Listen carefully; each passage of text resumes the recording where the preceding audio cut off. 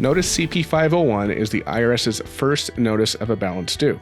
Now, this is a little bit confusing since the CP501 is actually not the first notice that the IRS typically sends you about a freshly assessed tax debt. That distinction belongs to the CP14 notice, and the CP501 notice typically comes about 5 weeks after the CP14 notice if you haven't responded to the CP14 notice. And if you don't respond to the CP501 notice within about 5 weeks, the IRS will typically send you the CP503 notice. You can see a sample CP501 notice right here on screen. And in this video, I'm going to tell you why the IRS may have sent you a CP501 notice. Then I will go through this notice part by part so that you can understand the CP501 notice you received in the mail.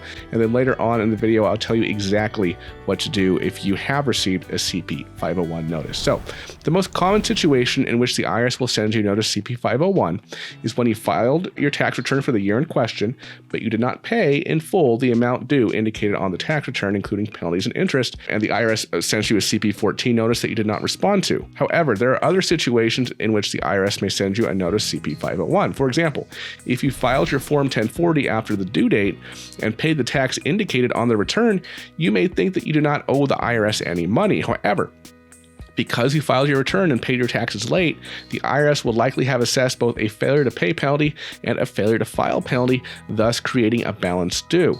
The IRS will likely also have charged interest to your account for the late payment. In this case, even though you paid to the IRS the liability indicated on your return, you may still have a balance due on your account for the year due to penalties and interest. Therefore, the IRS may have sent you a notice CP14 for the year, and now, about 5 weeks later, you're receiving the CP501. Finally, the IRS may have sent you a notice CP501 in error, such as if you paid the tax due on your return timely, but the IRS did not properly credit your payment to your account. All right, now let's walk through the CP501 part by part. So the first part of the CP501 notice is the billing summary. In this part of the notice, the IRS breaks down for you the total amount they believe you owe. This breakdown could include items such as your total tax liability as indicated on the tax return you filed or as corrected by the IRS. It could have payments and credits on your account for the tax year, which aren't on this particular sample notice. It could include penalties assessed by the IRS, such as the failure to file penalty, failure to pay penalty, or the failure to pay estimated tax penalty.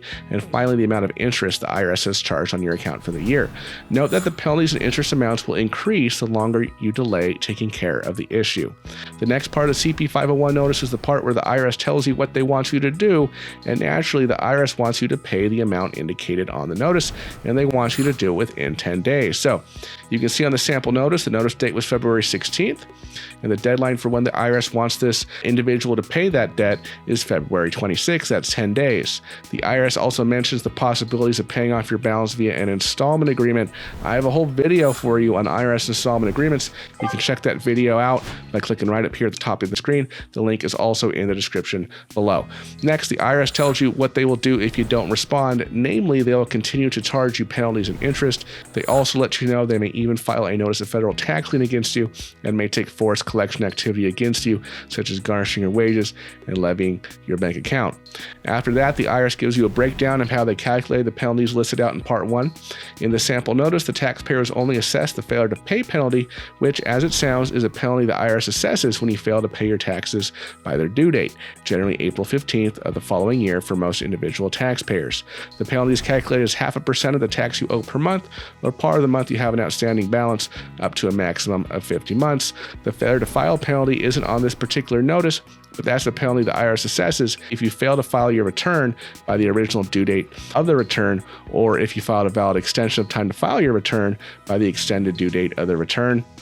This penalty is calculated as 5% of the tax due shown on the return per month, or part of the month your return is late, up to a maximum of 5 months. You may also see the estimated tax penalty on there as well. The IRS expects you to pay your tax liability in 4 equal installments throughout the year. These payments are known as your estimated tax payments, and if you don't pay any of your taxes throughout the year, the IRS may impose a failure to pay proper estimated tax penalty on you. Next, the IRS gives some basic information on how to possibly contest the penalties you have been charged by the IRS.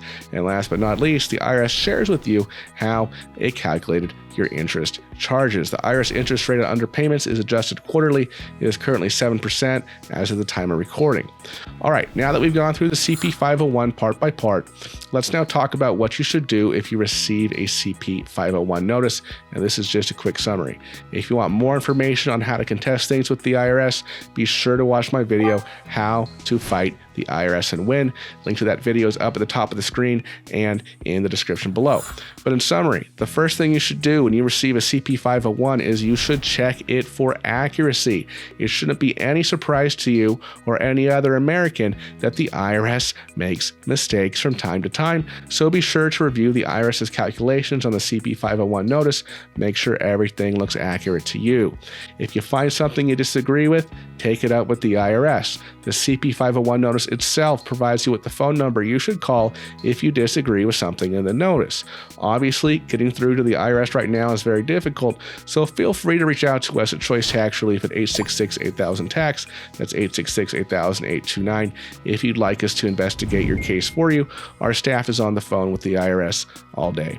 Then, after you've checked the CP501 notice for accuracy and either 1, found it to be accurate, or 2, corrected any inaccuracies with the IRS, you should at least try for penalty abatement.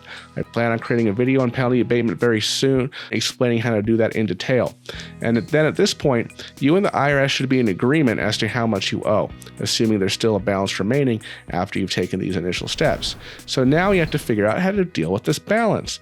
First, you probably want to determine if you qualify for an offer in compromise. This is an agreement with the IRS to settle your tax debt for less than you owe. I've created several videos on this channel about the offer in compromise program. If you don't know much about the offer in compromise, watch my video on offer in compromise basics. Link to that video is at the top of the screen and in the description below. Now, if you don't qualify for an offer in compromise, you do have other options.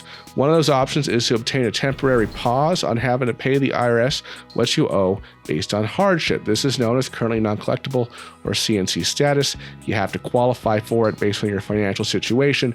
I have a video covering the basics of CNC as well. Link to that video is at the top of the screen and in the description below. Then, of course, you could set up an installment agreement with the government. Depending on how much you owe, there are some maybe not so obvious strategies here on, say, how to avoid a lien when getting an installment agreement, so keep that in mind. But if you don't qualify for an offer in compromise or CNC status, and the prospect of an installment agreement to fully pay your debt doesn't really attract you, unless it's a partial payment installment agreement where you actually end up paying the IRS less than you owe. I do talk about those in my installment agreement video. But if none of those options will work for you, then really you will need to pay off your balance in full to avoid the future accrual of penalties and interest and possibly forced collection activity by the IRS.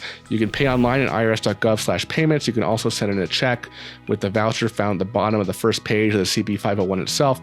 But if you don't do anything and you go long enough without dealing with this issue and without addressing it, the IRS will eventually start taking forced collection activity against you through wage garnishments, bank levies, things like that. I don't want that to happen to you. If you have found yourself at the mercy of the IRS on the opposite end of a CP501 and you would like a professional in your corner, please give us a call here at my company, Choice Tax Relief. That's 866-8000-TAX, 866-8000-829, or visit us at choicetaxrelief.com where you can book a free consultation.